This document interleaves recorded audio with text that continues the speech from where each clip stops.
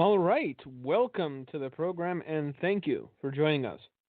This is the Light of Truth radio broadcast. I am Michael Boldea, your humble host, and as always, we have a smorgasbord of topics to get to, a lot of stuff to unpack, and perhaps somewhere along the way, even squeeze in your questions for good measure. This week has been a little trying in the Boldea household.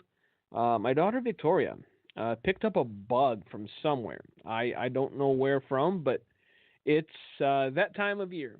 'Tis the season for picking up bugs, especially if you're going to go and play with other children. And it's one of her favorite things to do because she's a child. Children love playing with other children. And it's one of the reasons that you know, I I I'm all for the idea of homeschooling. I understand the principle of it. I think it's very good for the education of the child. But as far as social interaction, they do need other children to be around at some point. They need to have that interaction. I mean, my daughter just brightens up whenever she's around any children her age. So you could see that need to be around, other children. But anyway, she picked up a bug and she ran a fever up until yesterday, and you can tell when she's not feeling well because she's just not herself. You can tell when something's not right with my daughter because she goes from an energetic, smiling, boisterous, joyful, playful child to one that just wants to curl up in bed on the couch, and not do anything. She's lethargic, and that's the scariest thing of all. Knowing my daughter the way I know her, always bouncing around, always wanting to play catch, always wanting to do something. Now, because both my wife and I know my daughter's natural state, we can deduce when something isn't right. Because when something isn't right, she acts different than she would if everything were okay. Now, I know I started out in a whole different place, but there is a point to be made here, I think. I was thinking about this right before the show started. And this is how my brain works sometimes. I just go off on tangents and begin to think on topics that have no connection to others, but eventually meet at some point. Now, in order for you or I to know when something isn't right, we must first have a reference point as to when something was right from which to compare. If no reference point exists, if all you've known is the present without having had a baseline for something different or better or more real, then you will simply use the present as your baseline. Now, I'm going somewhere with this. I can feel it, so just bear with me. It's going to be a doozy, hopefully. If not, it'll be a big letdown because all you heard about was my daughter's fever. Now, again, because I know my daughter's natural state, and I know what my daughter's natural state is, I can tell very quickly when she's not in her natural state. What is endlessly frustrating, what is troubling and disturbing, is the fact that all much of the present day church has ever known is this farce that passes for Christianity, which is being practiced by so many professing believers. They have never known the power or the presence of the Holy Spirit. They have never been witness to miracles or prophecy or experienced something more than an emotional release during a hymn or a power ballad or a tingle in their fingertips when everyone around them was getting excited like at some rock concert. So this is their baseline for spirituality. Experiencing something, having an emotional release, that to them equals spirituality. They don't know that anything more exists. Again, this is their baseline. And they believe wholeheartedly that this lukewarm, half-hearted, casual disinterest, this uncommitted way of life is normal. This is what Christianity ought to be in their minds because they've never known anything different. Now, even with this sort of Christianity being the baseline, even with lukewarm and divided hearts being what they perceive as the normal state of the church, the descent into heresy is so fast and so absolute that some within the church are beginning to try and pump the brakes a little. They're beginning to see the wall towards which the church is headed, and they're coming to the chilling realization that they're far past what they thought would be the bottom. I was in Turkey, of all places, many, many years ago. I have the skin pigmentation to blend into Middle Eastern countries, and because everyone else was afraid to go, and I have a Romanian passport, I got to go to nice places really, really cheap. So I found myself in Turkey. Beautiful place if you happen to be by their coastal region. If you're in Istanbul, little dusty, little crowded, but nevertheless. Antalya, very nice. Alanya, very nice. But that's not the point. The point is, something, I don't know what, compelled me to go cliff diving one day. Those of you that know me and know my stature and know that I am a girthsome fellow, would probably, are already laughing. I know you are. It's okay. I forgive you. You can laugh. But anyway, I decided to go cliff diving.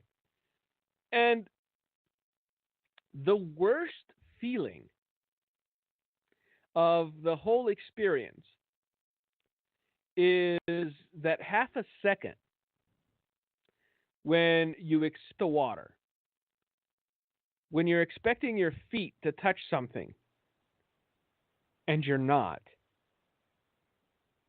That's when it really sets in. That's when you start having a real difficult time, trying not to scream because you're not supposed to land in the water with your mouth open. It's that last half a second that you're supposed to hit bottom and you're not. You're supposed to hit something solid or at least semi-solid and you're not hitting it. This is what some of the church is waking up to, and they're beginning to panic. They're in that fragment, they're in that second wherein they thought they would hit bottom and they haven't hit it yet. Look, we've had an entire generation of prosperity living and prosperity thinking and prosperity acting.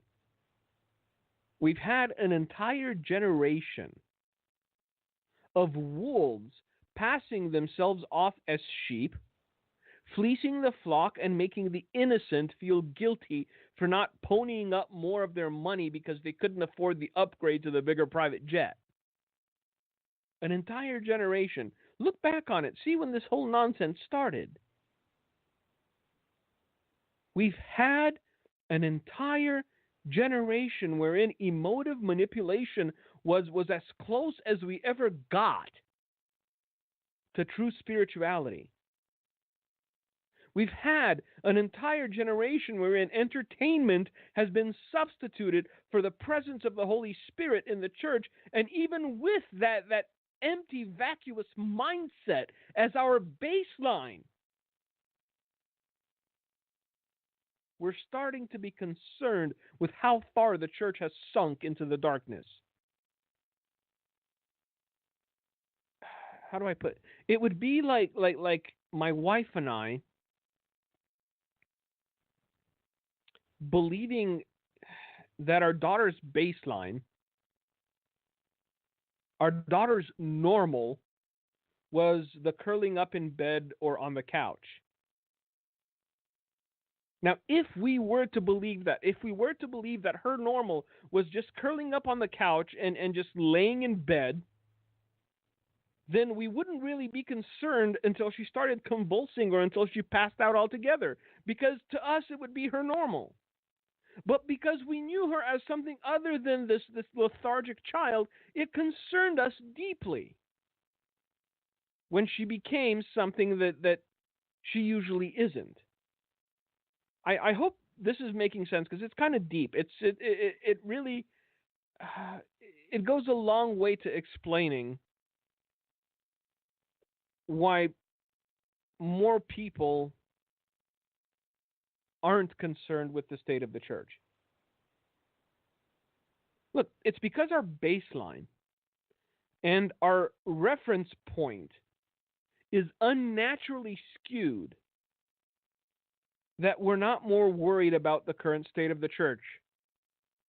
It's because our reference point is unnaturally skewed that we're not more concerned with where the church is headed. Our baseline is out of whack. And because our baseline is out of whack, this is why we're not hearing more repentance being preached from the pulpit.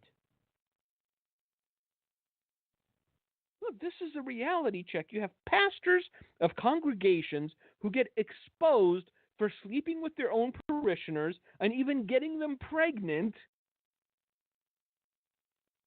and they still get to be pastors come next Sunday.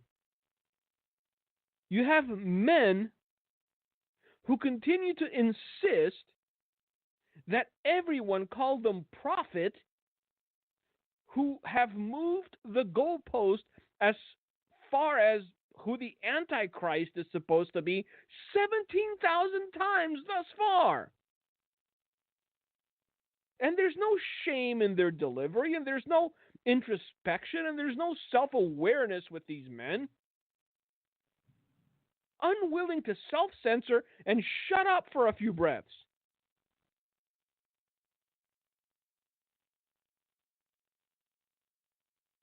Now, in case you just noticed I got a little heated, my life is sort of bleeding into this program at this point. And I can't help but share it with you, because in understanding the context, you'll likely understand why I'm so frustrated. So someone whom I haven't heard from in 6-8 years emails me this week with, "Mike, you have to get this out there. Let the people know." Exclamation point. Now, you know, when an exclamation point is included in an email, it's important. But yeah, this was the header. "Mike, you have to get this out there. Let the people know." Now, being the gullible doofus that I am, I clicked on the link. And lo and behold, the newest identity of the Antichrist himself was revealed to my newly opened eyes. Now, what you must understand is that I've gotten similar emails from this same individual regarding the Antichrist and the unmasking of him about 5 or 6 times over the course of the last 12 years or so. Now, the first incarnation of the Antichrist was supposed to be that jug-eared fellow in England, commonly referred to as Prince Charles. When his ears didn't magically turn into horns a few years later, apparently the identity of the Antichrist changed again, and it was supposed to be some Hungarian hockey player, if I remember correctly. Now, nobody's ever heard of this guy since. He was probably, harassed a bunch of times by a bunch of people and informed, unbeknownst to him, that he was the Antichrist. But again, no one's ever heard from this guy. He's still breaking people's teeth or something on the ice, hopefully, I don't know, or maybe he retired. But it didn't turn out to be the Antichrist either. Now, after the hockey player, and I'm sure I'm skipping over a couple, people. But I can't keep track of all of them. These are just the highlights. So after the hockey player, what was it? It was Obama's turn it back.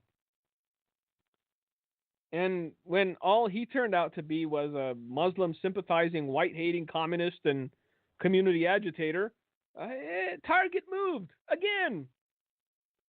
New guy. Now, the new identity of the Antichrist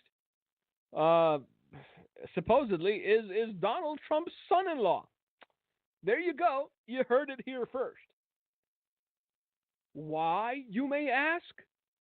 Why is this thin young man now the Antichrist? Well, because the guy's family owns a piece of real estate at 666 Madison Avenue. So, there you go. Isn't it clear? Don't you see it? Doesn't it all make sense now? Boom! Mystery solved. All is well. Well, at least until this guy is proven not to be the Antichrist, and, well, we move on to somebody else. I don't know, maybe a guy who trains and raises carrier pigeons. Because he knows that an EMP will take out all the communications, and he'll have all the pigeons. And he who controls information controls the world. So look for a guy that trains carrier pigeons. That's what I think. But seriously, if you've given a word 17 different times about a singular event or a singular person, and you've been wrong 17 different times, allow me to be just a smidge skeptical. Just a wee bit. But see, there was a caveat to this email. Because apparently, if I didn't share the contents thereof, if I did not inform you that a man by the name of Jared Kushner is now the newly designated Antichrist, I will be held liable by none other than God himself, and that he would punish me severely for withholding such important information. So now you know the root of my frustration. Not only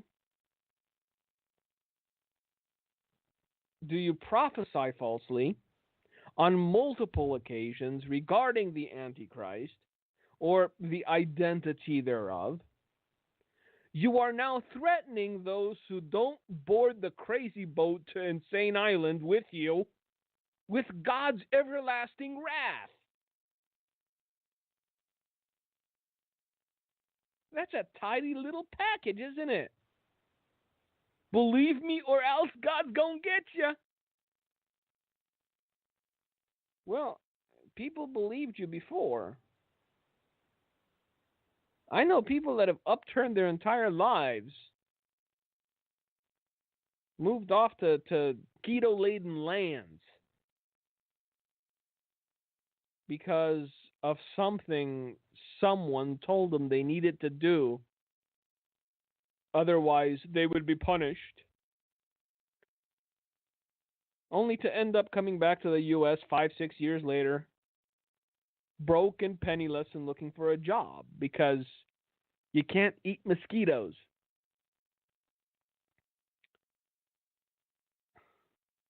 This is what troubles me, okay?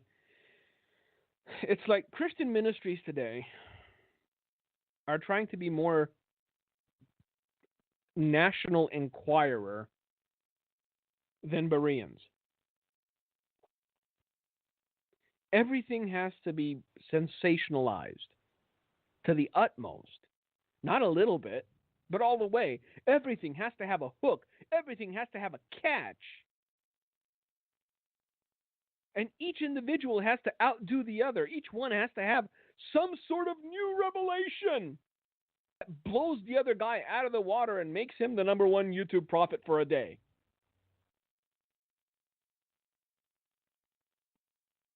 When it becomes more about sensationalism than it does about Jesus, that's when it's time to get off at the next station and simply walk away. Look, it's so easy to get caught up in nonsense.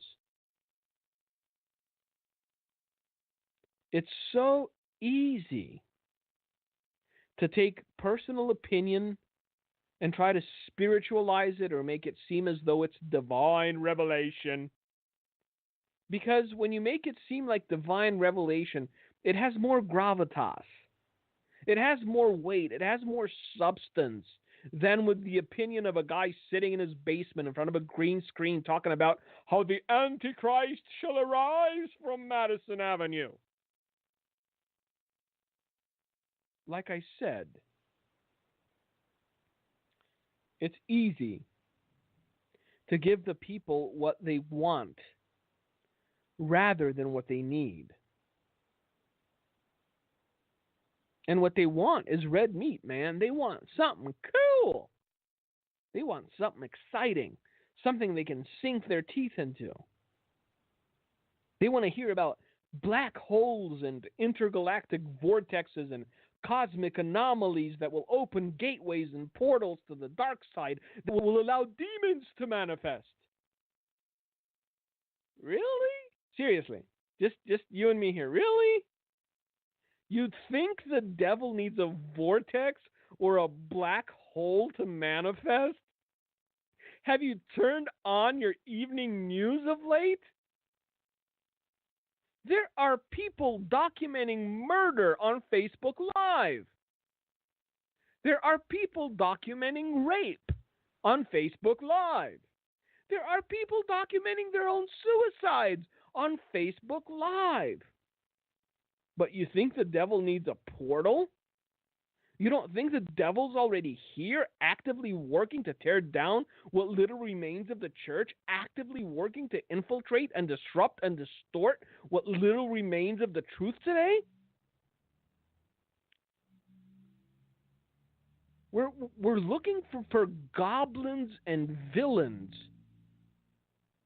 every bush and behind every tree.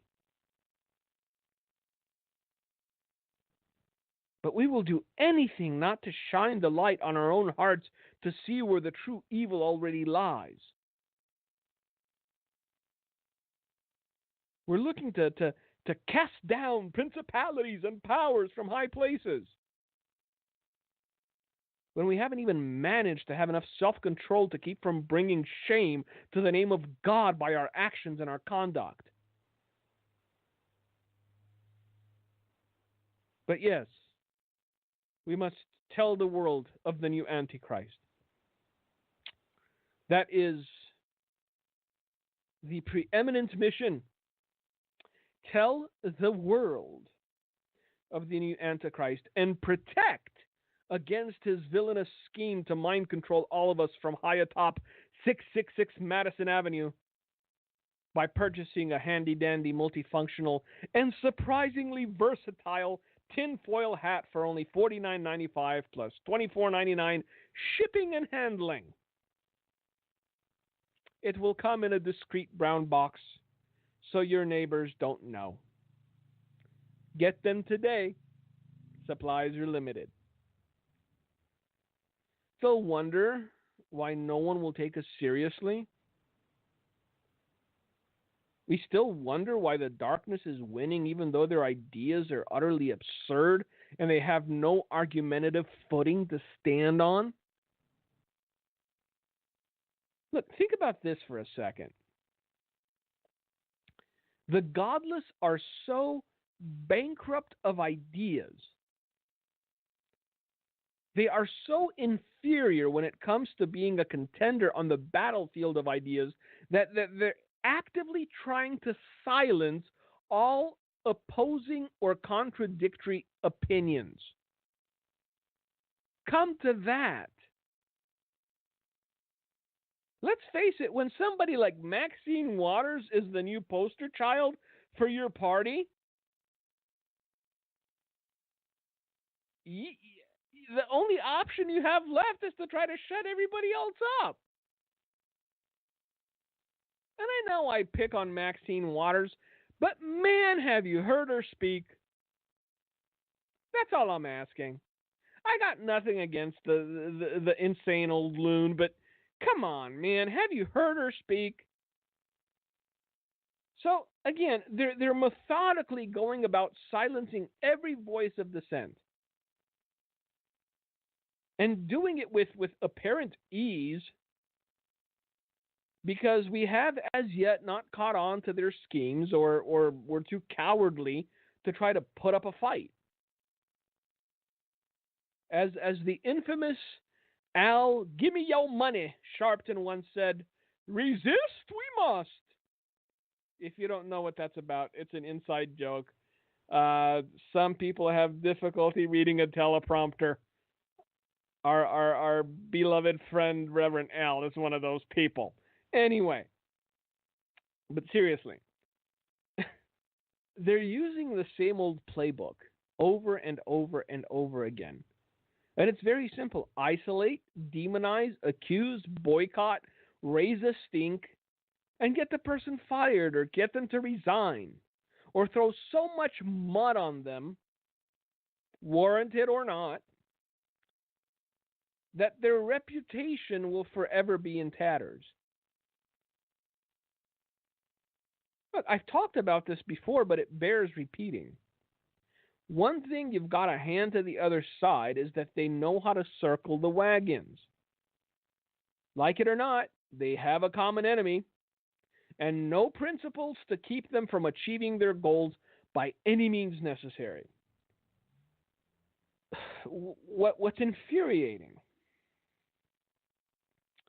is that they expect everyone to play the same game, but they get to play by different rules. Let's be honest here, shall we? No beating around the bush, no innuendo. William Jefferson Clinton is very likely a rapist. He is a predator. He is a man who compulsively abuses women. Save for a few guys with the Bill Clinton is a rapist t-shirt during the entire election season, that little factoid gets buried very deep. And no talking head on television wants to reference it or talk about it anymore. Now, the latest scalp on the wall of the left is Bill O'Reilly. And whether you love him or you hate him, if you look at the accusations leveled against him, they're pretty much the same like the ones leveled against, Herman Cain and Judge Clarence Thomas, and yes, dare I say, even Donald Trump. Because, look, let's face it, once the election was over, all those lawsuits of women being abused by him sort of went away, didn't they? Where's Gloria Allred? Does anybody know? Are the lawsuits proceeding? Of course not. Is she still demanding justice? Of course not. Because it was all a farce. It didn't work. They tried, though. Boy, did they try. Dozens of women with similar stories, and yet, mysteriously, all of them shrunk back into virtual anonymity after it didn't work. Now, I'm going to guess that the same thing will happen with most of Bill O'Reilly's accusers. If you've read up on it, look, the only accusation against the man was words, talk, things he said. He said things that these women misconstrued as offensive or sexist or misogynist or whatever else.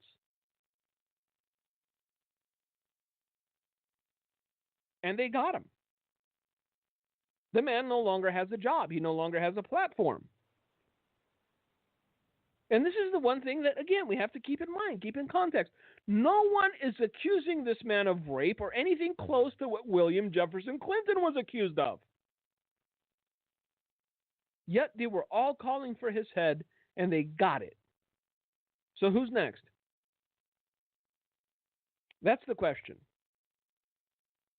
Who is next? Because understand that these people will not stop. I guarantee you, it'll be a matter of weeks. They will pick a target. They will isolate the target. They will demonize the target. They will vilify the target. And they will attempt to destroy someone else in short order because, save for imprisoning dissenters, this is the next best thing. If they could have it their way, the dissenters will already be in prison. But if you can't get them to be in prison, if you can't have the utopia you dreamed of where there is only one voice and no dissent, then the next best thing is to remove their platforms. Get them fired. Silence their voice. And that's as close to prison as you can get without actually doing it. Look, we talked about this in previous programs. Because of the internet, because of something like this, a blog talk radio sort of program, because of podcasts and everything else, there are no longer gatekeepers to information. There are no longer a select group of men or women that tell you what they think you should hear. There is no longer a triage and a massaging of the truth in order to fit a narrative, putting out information all the time. And they realized that this was largely one of the reasons that they lost the previous election. So what are they doing now? You guessed it. Trying to silence dissent. What was it? Facebook will now tell you what is fake news. They will pick and choose what you should know, because if Mark Zuckerberg doesn't know the best for you, who does? YouTube demonetizing ad revenue for people that they deem outside the fold. Thankfully, I do not make money on YouTube, and I answer to no overlords, and I am very rarely on Facebook, so ha! But a lot of people are affected by this. I've gotten emails from people that put out YouTube content. They do videos all the time, and they've monetized them because they give of their time, and I understand. You know, we have different life philosophies when it comes to this. I believe that a man of God should be a tent builder, that he should have a way to earn an income and feed his family outside of ministry, but I don't begrudge anyone that believes ministry should supply their need. A workman is worthy of his hire. He is worthy of being compensated for the time that he puts in. I know that the real hardcore ones out there, it's anathema. It's not anathema. It's personal conviction. The fact that you're too cheap is another story. Don't try to put it on someone else's shoulder. Look, I know people, brothers in Christ, who have 6, 7, 8 children. They have full-time jobs, and they still manage to pastor and shepherd. And they sacrifice time away from their families. They sacrifice time away from their children in order to serve the people of God. How dare I go to somebody like that and go, well, you shouldn't be taking a paycheck. How dare you, sir? How dare you? Again, context. I choose to have a different life philosophy. I choose not to be dependent on ministry for the welfare of my family, because that way I can tell you the truth at any moment, even if the truth hurts, even if it makes you want to not support the ministry anymore, even if it makes you hate me.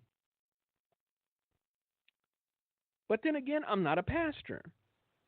We've talked about this as well. I don't have a flock. I don't have the temperament for a flock. So I said all of that to say this. I know this is turning out to be an amazing program. Um, the darkness is doing everything it can to make people fall in line. The darkness is doing everything it can to either silence dissent or make you tweak the things you have to say to the point of them being without teeth, useless. And this matters. We need to understand that this matters not only in the short term, but especially in the long term. Why does this matter? A new normal is being established. A new baseline is being created, and it's one out of whole cloth. And the new baseline and the new reality, apparently, is that the only thing that is viable in today's society is socialism. And that all the forefathers of this nation were evil men who did nothing right, and because of patriarchy, we're not all flying around in our own private spaceships having robot servants fan us while we eat figs. See, the new baseline is that we are in horrible shape as a species because of patriarchy. Not that we've achieved all that we've achieved because of it. So anyone who says different now is targeted. And we've come to the point wherein adults paying hundreds of thousands of dollars to attend college are brainwashed to the point of insanity, and they come out blaming everyone else for their predicament except for themselves and the choices that they made. Now, I know we're getting from the spiritual to the socioeconomic, but it all blends in eventually. You have an entire generation of unskilled, lazy, self-loathing buffoons graduating college with no prospects, tons of debt, and a real propensity to look to socialism as the one silver lining in their otherwise bleak existence, not really grasping the full extent of what socialism is, not really caring for that matter. It's free stuff. That's all we care about. Free stuff. I'm sorry. I know a lot of you will be angry with me over this. I know you'll scoff at the idea, but personally speaking, I don't believe that you should get to vote on the future of the nation, pay any taxes. Even $1. If you pay $1 in taxes, then you can vote. I don't care how much you pay in taxes, but something, anything. If you don't pay any taxes, then you shouldn't get a say as to how the nation is governed. Sorry, you just shouldn't. You have 47% of the people who sponge off the system, who find every program and handout and welfare and aid and benefit, then vote for the continuation of those things for the rest of their adult lives. Because they found a way to game the system. They found a way to sit at home all day, waste away their existence watching One Life to Live or As the World Turns, and still have a roof over their heads. And no, I'm not talking about the disabled or those who are not mentally competent. I'm not talking about someone who's fallen on hard times and needs a bit of help until they get back on their feet. I'm talking about those who are chronically unemployed, those who are able-bodied, who can work, who can produce, who can do something. Yet they choose not to, because it's far less taxing on their constitution to get money added on an EBT card than it is to show up to work at 6 o'clock in the morning. Look, they had near riots because they wanted to drug test welfare recipients in Vermont. Sorry, kitty. If you can afford weed, you can afford to get off of the government dole. That's just my thing. If you can afford to get high every other day, maybe government welfare, not the thing for you. Can you tell that I did my taxes this week? Yeah, good times. And yes, I paid in because people who are self-employed always pay. Anyway, who else can we alienate today? It's been one of those weeks. Again, they're getting more and more interesting. Apparently, North Korea is a wee bit over-caffeinated this morning. They threatened to turn the U.S. to ashes with a super mighty preemptive strike. And look, I understand that the initial response is laughter, but there's a fine line between not taking these sort of threats seriously and realizing that when such threats go unanswered, it only bolsters them in their stupidity. It's sort of like these kids with their non-binary gender lunacy.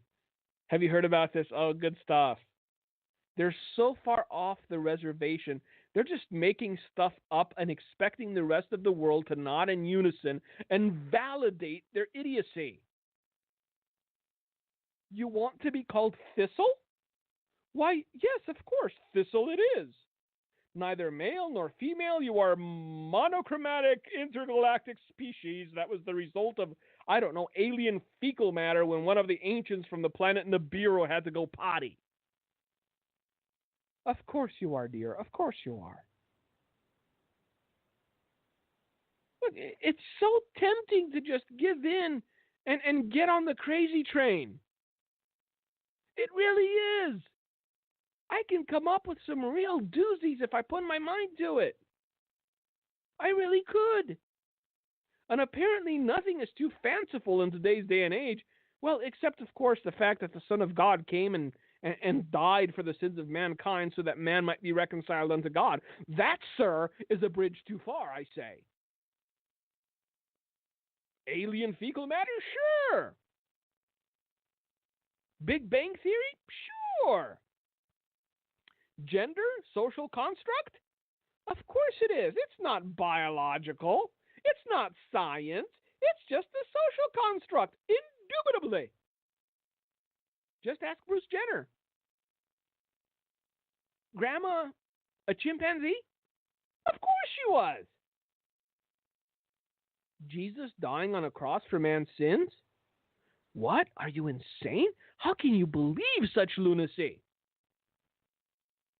Yeah, this is where we are. And again, when our silence allows the darkness to define the narrative, this is what we get. Lunacy being passed off as perfectly normal and legitimate. Historical fact being scoffed at and dismissed. We're doing away with biology. Science, X and Y chromosomes. Nope, no. If you feel like a lady, you're a lady indeed. That's it. Why'd you go to school? Study biology? Why? You are what you feel. If you feel like you're a turnip, you're a turnip. Well done, 2017. Looking forward to 2020. Because it's not slowing down. I'm just aghast at what's going on in today's society. And although I've said it often enough, wherein you all know, I blame the church in large part for where we are. Because, man, we just didn't have the backbone to say anything. Just, oh, it's okay. Maybe when we finish building the new addition on the church, it's okay. We're welcoming and all-inclusive because the homosexuals have extra income and they have disposable income because they don't raise children. It's okay. Welcome, everybody. Today we're going to talk about happiness. It's okay. And here we are. Thank you, Joel Osteen. Good on you. Meanwhile, it would seem that the religion of peace has been at it hard and heavy again. And we have more portraits of peace than we can shake a stick at. The latest being a multiple shooting in Fresno this week, and just now coming through the news feed, one policeman confirmed dead in Paris, France, because their inclusiveness and tolerance is so appreciated and well received by the Muslim community. So this is what we know thus far. The attack happened on the Champs-Élysées, where all the tourists congregate and whatnot. The assailant is dead, but so is one police officer. And guess what? The French elections are this week. So remember we talked about a lady known as Marie Le Pen? Keep an eye on her. It may surprise you. Now, this will likely develop with time, but for now, yep, another moment of peace brought to you by the most tolerant religion on the planet, of course. Oh, and did you hear about this? I promised myself I wouldn't forget, and I didn't. I think it was during the Fresno attack that the assailant was yelling the well-known and well-worn Allahu Akbar as he killed 3 people. But the AP, that's right, the Associated Press, of all places, reported simply that the man was yelling, "God is great," in Arabic. How do you do that? Why, he was almost mistaken for a Baptist or a Quaker or one of those ultra-violent Amish folk. So basically you have the Associated Press running cover for Muslim extremists. This is what journalism has become in this country. And you wonder why everyone has taken to calling it fake news? Hint, because it is. The man wasn't yelling, "God is great."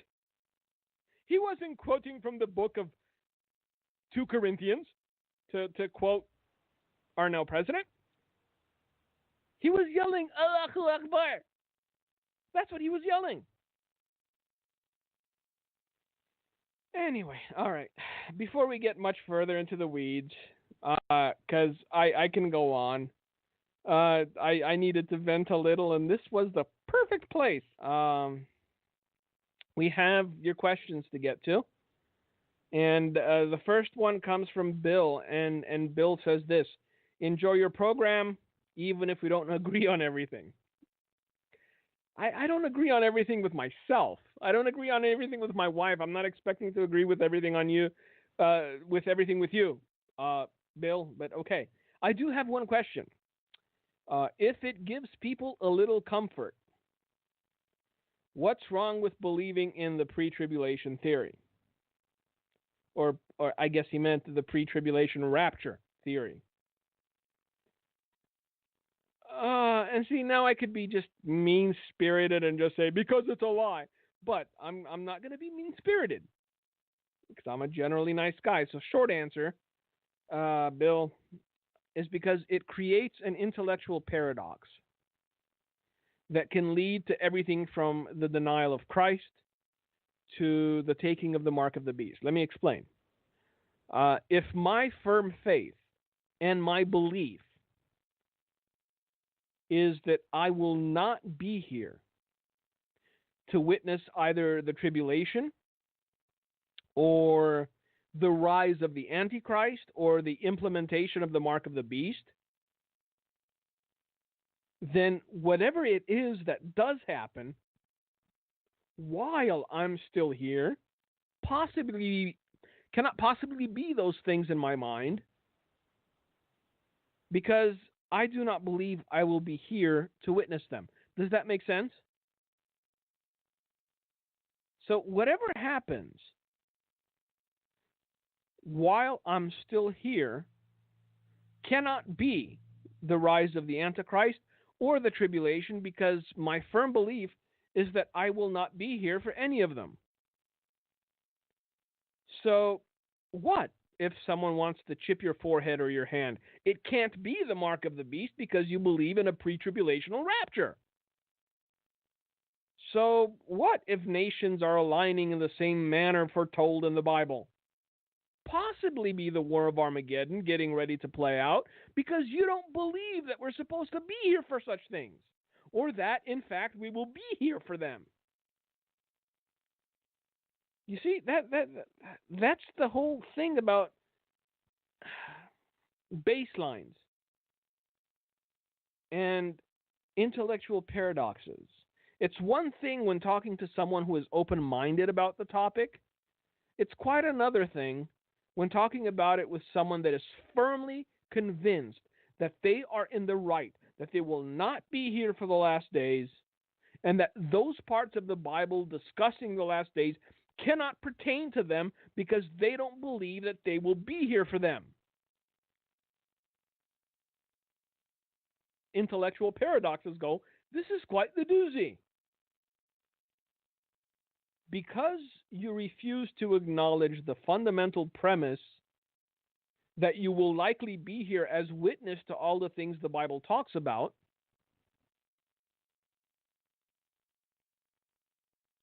then you will see everything going on around you through that prism.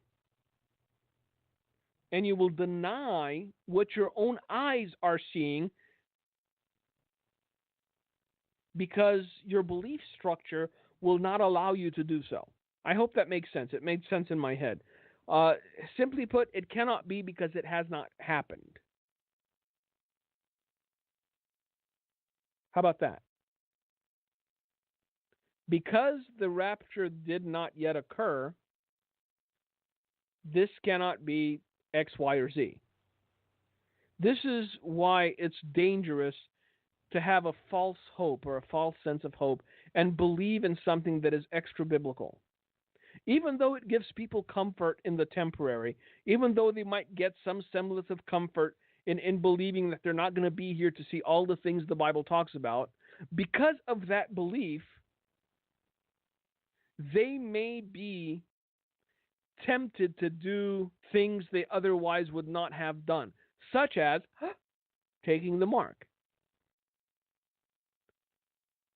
So, Bill, I hope I've answered your question. I realize I got a little complicated, but this is one of the main reasons why I believe we need to really assess what we believe regarding the taking up of the church.